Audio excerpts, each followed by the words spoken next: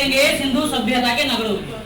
जब सिंधु सभ्यता की खोज होनी शुरू हुई, सिंधु सभ्यता में सबसे पहले खोज किसकी हुई?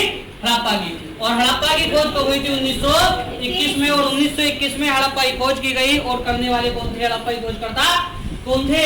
दयाराम साहनी। दयाराम साहनी। और हड़प्पा सभ्यता जो थी वो कौन सी नदी के किनारे थी? रावी नदी के किनारे। और इसके बाद अगर हम बात करेंगे दूसरा नगर कौन सा था? मोहनजोदड़ो।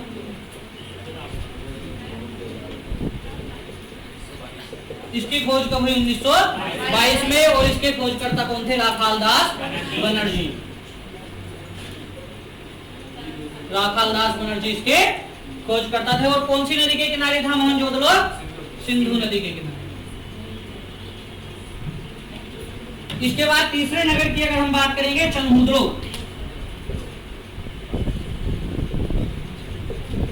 इसकी खोज कब हुई?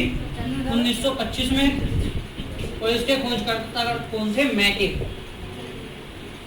ठीक है, इसके खोजकर्ता कौन थे? मैके और मजूमदार, MG मजूमदार। और कौन सी नदी के किनारे थी ये भी? सिंधु नदी के किनारे। और चन्हुद्रो से क्या मिला था? मनके बनाने के कारखाने। मनके बनाने के कारखाने यहाँ से मिले थे। यानी कि इससे पता चला कि ये लोग मनके अर्थात घड़े बनाते थे, है ना। तो मनके बनाने के कारखाने कहाँ से मिले? चन्हुद्रो से। और मोहनजोदड़ो की बात करेंगे तो यहाँ से क्या मिला था? कांसे की नर्तकी की मूर्ति। कांसे की नर्तकी की मूर्ति कहाँ से मिली थी? मोहनजोदड़ो से। और यहाँ से क्या मिला था?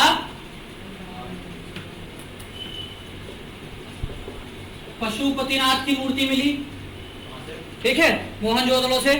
और अगर इसकी बात करेंगे हम मोहनजोदड़ो से, और क्या मिला था यहाँ?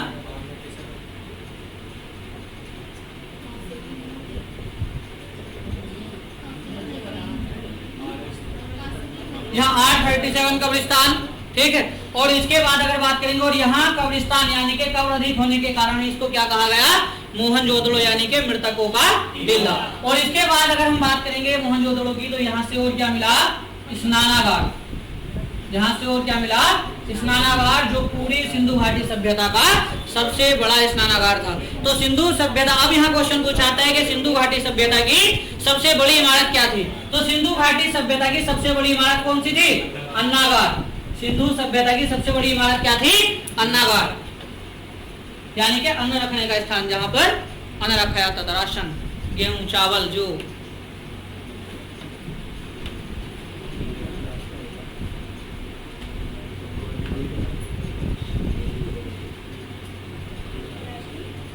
इसके बाद बात करेंगे कालीबंगन।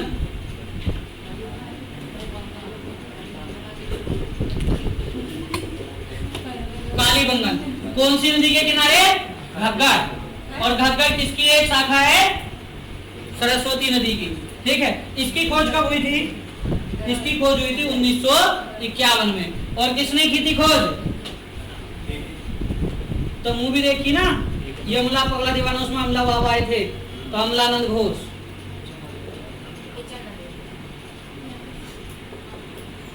ठीक है, अमलानंद घोष ने 1951 में खोज की थी जिसकी?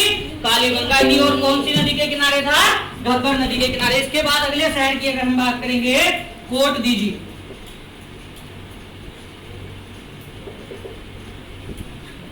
और ये था सिंधु नदी के किनारे। और खोज इसकी कब हुई थी? 1953 में खोज हुई थी इसकी, 1953 में। और किसने की थी खोज? फजल अहमद ने। इसके खोजकर्ता कौन थे? फजल अहमद। ठीक है, सिंधु नदी के किनारे।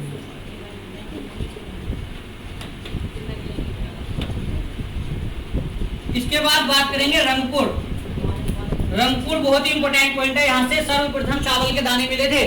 ठीक है, सर्वप्रथम सिंधु घाटी सभ्यता में चावल के दानों के साक्ष्य कहां से मिले थे? रंगपुर से। और रंगपुर कौन सी नदी के किनारे था? माधव नदी के किनारे। और अगर हम इसकी बात करेंगे खोज की, तो इसकी खोज कब हुई थी? 1953 में। और खोजकर्ता कौन थे? रंगनाथ राव। रंगनाथ राव। खोज किसने की थी इसकी? रंगनाथ राव ने 1953 में। और इसके बाद बात करेंगे अगले शहर की, लोथल। बहुत ही इंपोर्टेंट पॉइंट है लोथल। रंगपुर से क्या मिला था? सर्वप्रथम चावल के साक्ष्य। और इसके बाद चावल के साक्ष्य कहां से मिले थे? लोथल से। लेकिन सबसे पहले चावल के साक्ष्य कहां से मिले थे सिंधु सभ्यता में? तो रंगपुर से। और लोथल से और क्या मिला था? लोथल जो था इनका डॉकयार्ड था, डॉकयार्ड यानी के बंदरगाह। ठीक है, सिंधु घाटी सभ्यता का बंदरगाह किसे कहा जाता? लोथल को। यहीं से इनका जहाज के माध्यम से, नाव के माध्यम से व्यापार होता था। ठीक है, इसके खोजकर्ता भी कौन है? रंगनाथ राव। और इसकी खोज कब हुई थी?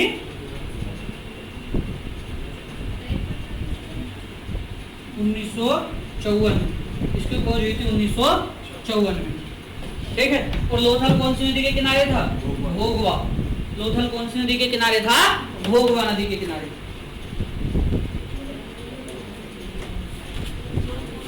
इसके बाद बात करेंगे हिंडन। हिंडन नदी के किनारे था आपका कौन सा शहर? आलमगीर।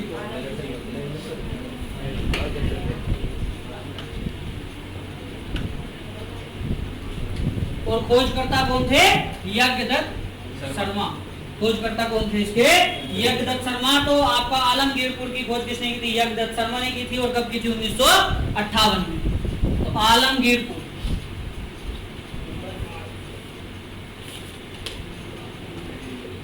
आलमगीरपुर कहाँ पे वर्तमान में? मेरठ। ठीक, और खोज कब हुई थी इसकी? 1958 में। खोजकर्ता कौन थे? यज्ञदत्त शर्मा। 1958 यज्ञदत्त शर्मा ने इसकी खोज की थी। और कौन सी नदी के किनारे? हिंडन। इसके बाद यदि बात करेंगे सुतका गैंडोर।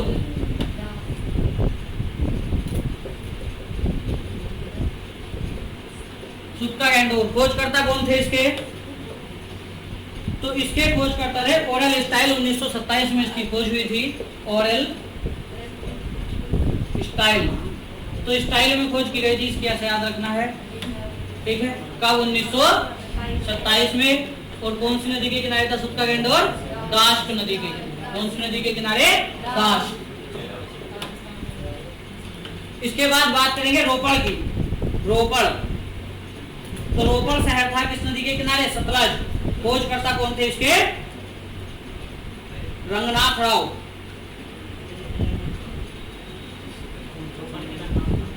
रोपड़ के खोजकर्ता थे यज्ञदत्त शर्मा। रोपड़ के खोजकर्ता यज्ञदत्त शर्मा। 1953 में इसकी खोज हुई थी। रोपड़, यज्ञदत्त शर्मा ने इसकी खोज की थी 1953 में। कौन सी नदी के किनारे था? सतलज नदी के किनारे।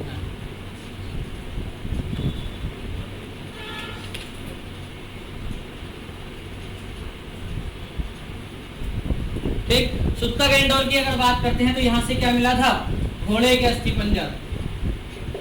घोड़े के अस्थि पंजर। लेकिन ये लोग घोड़ा पालते थे, उसका कोई प्रमाण नहीं मिला ऐसा। ठीक है, बस अस्थि पंजर मिले हैं घोड़े के। ये कोई प्रमाण नहीं मिला कि ये उसको पालते थे। ठीक है, पालतू पशु के रूप में किसका यूज करते थे? कुत्ते का। बिल्ली भी उस समय पालतू पशु के रूप में यूज की जाती थी, जैसे आज भी कुछ लोग शौक के लिए पाल लेते हैं बिल्ली, इस तरह से। ठीक, और इसके अलावा भैंस पाल ली जाती थी। ठीक है, लेकिन एक कुबड़ वाला बैल होता था। पूजा किसकी करते थे? ठीक है, इनका प्रमुख जो आपका जैसे पूज्य पशु था, आज भी गांव में आता नहीं, कुबड़ वाला बैल आता है, नांदिया बैल कहते हैं इसको, है ना। तो कुबड़ वाला बैल, तो ये तब से प्रचलित हुआ।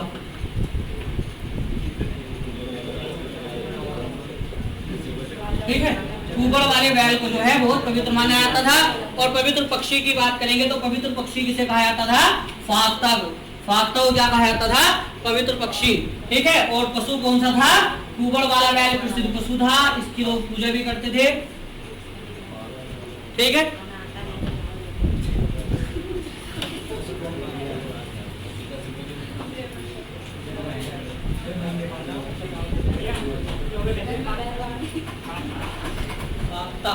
जो कटखोड़वा पक्षी होता है उसको, जो उसके पेड़ के अंदर रहता है, बहुत लंबी चोंच होती है उसकी, ऐसा बात है। चिड़िया होती है वैसे व्हाइट से कलर की।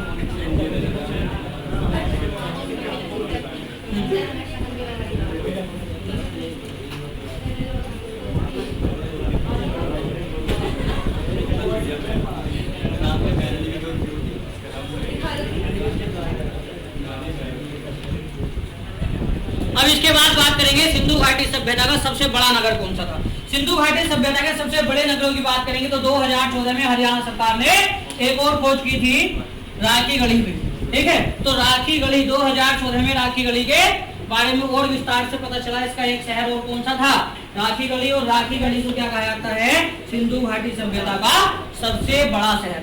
सिंधु घाटी सभ्यता का सबसे बड़ा शहर किसे कहा गया? राखी गढ़ी को।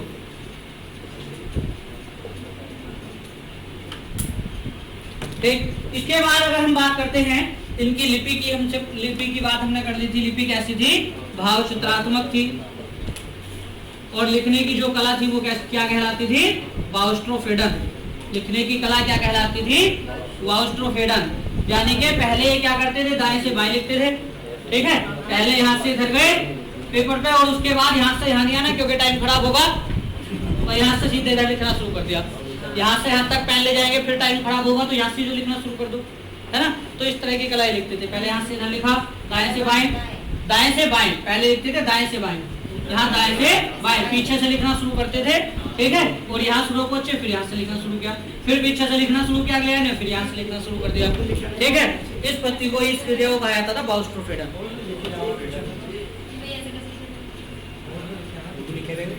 नहीं, उर्दू लिखते हैं तो पूरे पीछे से लिखा था ना। यहाँ लाइन खत्म हुई तो वापस यहाँ से शुरू होगी, यहाँ से इधर थोड़ी। ऐसा नहीं है, उर्दू अगर लिखते हैं तो इस तरह से लिखते हैं ना। ठीक है, तो वापस को यहाँ से शुरू होगा। ठीक है, इस तरह से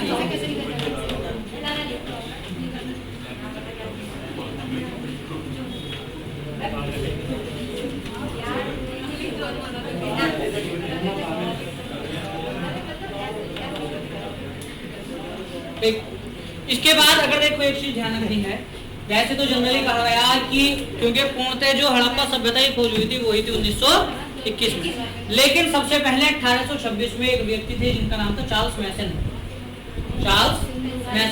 चार्ल्स मैसन ने यहाँ खुदाई शुरू की थी। किसी काम के लिए खुदाई चल रही थी, ट्रेन की पटरियां बिछाई जा रही थी।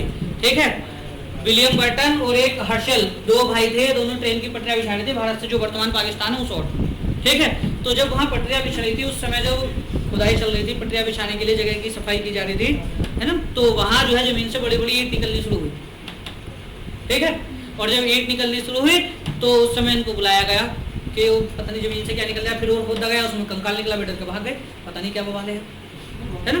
तो उसको छोड़कर वो चले गए। फिर यहाँ एक पुरातत्ववेत्ता थे उस समय 1826 में, चार्ल्स मैसन ने जो था उसका थोड़ा सा विश्लेषण किया, लेकिन उसका विस्तार बहुत ज्यादा था और उस समय इनके पास सोर्स कम थे, तो इसलिए इसको वहीं पर छोड़ दिया गया। तो सबसे पहले हड़प्पा सभ्यता के बारे में 1826 में पता चला था, जिसकी मतलब शुरू में खुदाई किसने की थी? चार्ल्स मैसन ने, लेकिन इसको पूर्णतः रोक दिया गया था बस थोड़ा सा इसका विश्लेषण करने के बाद। ठीक है, उसके बाद 1921 में आकर दयाराम साहनी ने इसकी शुरुआत की थी सर जॉन मार्शल की अध्यक्षता में।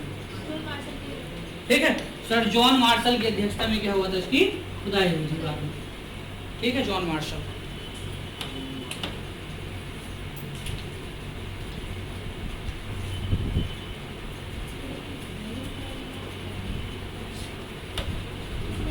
ठीक, इसके बाद अगर हम बात करते हैं सिंधु घाटी सभ्यता के बाद, अब सिंधु घाटी सभ्यता धीरे धीरे आपकी फलने फूलने लगी। यहाँ जो था लोग बिल्कुल इस तरह से रहते थे जैसे शहरी। ठीक है, सारी की सारी चीजें बहुत ही व्यवस्थित रूप से बनाई हुई थी इनकी। उसके बाद लगभग अगर हम बात करते हैं, कहीं तो कहा जाता है 1750 ईसा पूर्व में, कहीं हम बात करते हैं 1500 ईसा पूर्व। जब 1500 ईसा पूर्व में भारत में एक दूसरी जाति आई। ठीक है, जाति का नाम क्या था? आर्य। ठीक है, 1500 ईसा पूर्व में आर्य जाति भारत में आई। और आर्य कहाँ से आए थे? मध्य एशिया से। मध्य एशिया यानी कि कहा जाता है कि लगभग मध्य ईरान से, मध्य एशिया। आर्य भारत आए कहाँ से? मध्य एशिया से। कौन से दर्रे से होकर आए थे? खैबर दर्रे से होकर। किसने लिखा इस बारे में? किसने बताया? मैक्स मुलर ने। बाद में एक विद्वान है मैक्स मुलर, उन्होंने क्या किया था? आर्यों के बारे में उन्होंने अध्ययन किया और पता चला कि आर्य जो थे वो मध्य एशिया से। कैसा कहा कि मध्य एशिया से? क्योंकि मध्य एशिया में लिखित ग्रंथ था जिसका नाम था जैन अवेस्ता। मध्य एशिया में एक ग्रंथ मिला जिसका नाम क्या था? जैन अवेस्ता। और जैन अवेस्ता के अंदर जो लिखी हुई चीजें थी वो किससे मैच आती हुई थी? ऋग्वेद से। ठीक है, और ऋग्वेद कहाँ लिखा गया? कब लिखा गया? आर्यों में। यहाँ आर्य सभ्यता यानी कि वैदिक सभ्यता जब विकसित हो गई तो उस सभ्यता में ऋग्वेद लिखा गया था। ठीक है। अब ऋग्वेद के अंदर लिखी हुई चीजें और जैन अवेस्ता के अंदर लिखी हुई चीजें आपस में मेलजोल खा रही थी, जिस आधार पर ये कह दिया कि जिसने जैन अवेस्ता लिखा उन्होंने क्या लिखा था, ऋग्वेद। और जैन अवेस्ता कहाँ लिखा गया था, मध्य एशिया में यानी कि ईरान में, तो इसीलिए ऐसा अनुमान लगाया मैक्स मुलर ने। और भी कुछ प्रमाण यहाँ जो लिखित आधार पर मिले थे उनके आधार पर मैक्स मुलर ने बोल दिया कि आर्य जो थे वो मध्य एशिया से थे, क्योंकि इनकी सिमिलरिटी है मध्य एशिया में मिल रही है जो भारत के अंदर है, ठीक है। तो इस आधार पर मैक्स मुलर ने सिद्धांत दिया कि आर्य मध्य एशिया से थे और उसको हम मान भी लेते हैं, ठीक है, जो प्रमाण मिले हैं उसके आधार पर। तो आर्य मध्य एशिया से आए और यहाँ लगभग जिस समय आपके सिंधु सभ्यता थी, और ऐसा कहा जाता है कि आर्यों ने आकर यहाँ क्या कर दिया, उन पर आक्रमण कर दिया। जब आर्यों ने इन पर आक्रमण कर दिया तो आर्यों के आक्रमण के बाद ये सभ्यता पूरे तरीके से क्या हुआ, पूरी तरह से समाप्त हो गई। और भी कहा जाता है कि लगभग हो सकता है कि बाढ़ के कारण ये सभ्यता समाप्त हो गई हो, ठीक है, क्योंकि पूरी की पूरी सभ्यता जमीन के अंदर धसी हुई थी, ठीक है। अगर आर्य आक्रमण करते तो जमीन के अंदर थोड़ी चले जाती पूरी की पूरी सभ्यता। तो हो सकता है कि किसी बाढ़ के कारण या भूस्खलन के कारण ये सारे के सारे जो 10-11 नगर थे वो सारे के सारे जमीन के अंदर धस गए, ठीक है। तो इस तरह से कहना तो थोड़ा सा मुश्किल है। प्रमाण के आधार पर अभी तक ये पता नहीं चला कि एक वास्तविक रीजन क्या था, एक रियल फैक्ट क्या था जिस कारण से सभ्यता खत्म हो गई। कहा जाता है कि आर्यों ने आक्रमण कर दिया, या फिर भूस्खलन के कारण यहाँ मतलब लैंडस्लाइड के कारण क्या हुआ, ये सभ्यता खत्म हो गई, या फिर यहाँ बाढ़ आ गई जिस कारण से क्या हुआ, इस सभ्यता का अंत हो गया होगा, ठीक है, या बाहरी आक्रमण के कारण ये सभ्यता पूरी तरह से खत्म हो गई। इसके बाद जब ये आर्य भारत आए तो आर्य जो थे भारत में सबसे पहले कौन से पशु के साथ आए थे, घोड़ा, क्योंकि किसके साथ आए थे, कौन सा मतलब इन्होंने माध्यम यूज किया आने के लिए, रथ। तो भारत के अंदर सबसे पहले रथ और घोड़ा कहाँ यूज हुआ था, वैदिक सभ्यता में। अब अगर हम सिंधु घाटी सभ्यता के या सिंधु सभ्यता, हड़प्पा सभ्यता या कांस्ययुगीन सभ्यता के बाद की बात करेंगे तो कहाँ पहुंचेंगे, वैदिक सभ्यता में। और वैदिक सभ्यता की बात करेंगे तो वैदिक सभ्यता को हमने कितने भागों में बांट दिया, 2 भागों में। और वैदिक सभ्यता के अंदर रहने वाले मनुष्य को क्या कहा गया, कौन सी जाति का मनुष्य था, आर्य। आर्य कहाँ से आए थे, मध्य एशिया से, खैबर दर्रे के माध्यम से, ठीक है। खैबर और बोलन दर्रा, 2 दर्रे होते हैं, खैबर और बोलन दर्रा, इनके माध्यम से कहा जाता है कि भारत में आर्यों ने एंट्री ली थी, बोलन दर्रा, ठीक है। मोस्टली खैबर दर्रा ही कहा जाता है केवल, लेकिन नाम ज्यादा डीपली अगर हम देखते हैं तो खैबर और बोलन दर्रा दोनों कहा जाता है। इसके बाद अगर हम बात करते हैं आपके वैदिक सभ्यता की, तो वैदिक सभ्यता का जो समय था वो था आपका 1500 ईसा पूर्व से 600 ईसा पूर्व, ठीक। इसको अगर हम डिवाइड कर दिए तो इसको हमने 2 कालखंड में विभाजित कर दिया। ऋग्वैदिक काल 1500 ईसा पूर्व से 1000 ईसा पूर्व, और एक था आपका उत्तर वैदिक काल, उत्तर वैदिक काल। और उत्तर वैदिक काल कहां से कहां तक होगा, 1000 ईसा पूर्व से 600 ईसा, ठीक है। इसके बाद क्या होगा, 1000 ईसा पूर्व से 600 ईसा, ठीक है। 1500 ईसा पूर्व से 1000 ईसा पूर्व तक आपका ऋग्वैदिक काल। ऋग्वैदिक काल क्यों कहा गया, क्योंकि इसमें सर्वप्रथम भारत का सर्वप्रथम लिखित ग्रंथ कौन सा है, ऋग्वेद। भारत के अंदर सबसे पहले क्या लिखा गया, ऋग्वेद लिखा गया। और जिस कालखंड में ऋग्वेद लिखा गया उसे ही क्या बोल दिया, ऋग्वैदिक काल। उस काल को क्या बोल दिया गया, ऋग्वैदिक काल। और ऋग्वेद की अगर बात करें ऋग्वैदिक काल की तो 1500 ईसा पूर्व से 1000 ईसा पूर्व, और इसमें सबसे पहले भारत का सबसे पहला लिखित ग्रंथ लिखा गया, और उस ग्रंथ का नाम क्या था, ऋग्वेद, ठीक है। ऋग्वेद के लिखने के कारण ही इस काल को क्या कहा गया, ऋग्वैदिक काल। बात करेंगे वेदों के रचयिता, ऋग्वेद किसने लिखा था, वेद किसने लिखे थे, किसने लिखे थे वेद, वेद व्यास, कृष्ण द्वैपायन वेद व्यास, कृष्ण द्वैपायन वेद व्यास, ठीक है, उन्होंने वेद लिखे थे। लेकिन वेदों की अगर हम बात करेंगे तो वेद कितने हैं, 4। सबसे पहला ऋग्वेद, दूसरा यजुर्वेद, तीसरा सामवेद, और फोर्थ अथर्ववेद, ठीक। लेकिन अगर बात करेंगे अथर्ववेद की तो अथर्ववेद जो था वो वेद व्यास जी ने लिखा था। अथर्ववेद किसने लिखा था, अथर्वा ऋषि ने, ठीक है। और अगर बात करते हैं अथर्ववेद की तो तीनों के तीनों वेद जो थे ऊपर वाले ये लिखे गए थे आपके ऋग्वैदिक काल में। लेकिन जो आपका अथर्ववेद है ये कब लिखा गया, उत्तर वैदिक काल में, ठीक है। किसने लिखा था, अथर्वा ऋषि। और अगर बात करेंगे ऋग्वैदिक काल की, सबसे पहले इसमें ऋग्वेद की बात करेंगे तो ऋग्वेद, अब इसी से सबसे पहले हमें प्रमाण पता चलता है कि उस समय पर आर्य लोग कौन सी भाषा बोलते थे, संस्कृत। ठीक, आर्य लोग कौन सी भाषा बोलते थे? संस्कृत भाषा, क्योंकि ऋग्वेद जो था वो कौन सी भाषा में लिखा हुआ था? संस्कृत भाषा में। और कालखंड कौन सा था? ऋग्वैदिक काल का। और ऋग्वैदिक काल में कौन रह रहे थे? आर्य, अर्थात उस समय पर कौन सी भाषा चल रही थी? संस्कृत। ठीक, इसके बाद अगर हम बात करेंगे यजुर्वेद, तो यजुर्वेद की अगर हम बात करेंगे, ठीक, यजुर्वेद की अगर बात करेंगे तो यजुर्वेद एकमात्र ऐसा वेद है जो आपका गद और पद दोनों में लिखा गया। ठीक है, जो आपका गद और पद दोनों में लिखा गया। और अगर सामवेद की बात करेंगे तो सामवेद का मतलब क्या है? साम अर्थात संगीत। ठीक है, तो इसके अंदर हमें किस चीज का वर्णन मिलता है? संगीत का। इसे क्या कहा जाता है? संगीत का जनक। इसे क्या कहा जाता है? संगीत का जनक। ठीक, इसके बाद अथर्ववेद की अगर बात करेंगे तो अथर्ववेद किसने लिखा था? अथर्व ऋषि ने। और अथर्ववेद में किस चीज का वर्णन किया गया? जादू टोने का। अथर्ववेद में किस चीज का वर्णन किया गया? जादू टोना, अंधविश्वास। ठीक है, हाँ, भूत प्रेत वगैरह भी सभी सीमाएं थी। ठीक,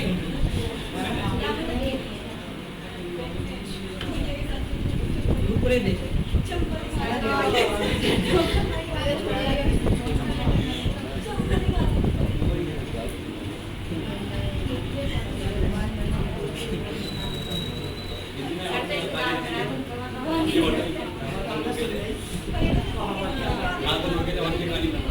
राजस्थानी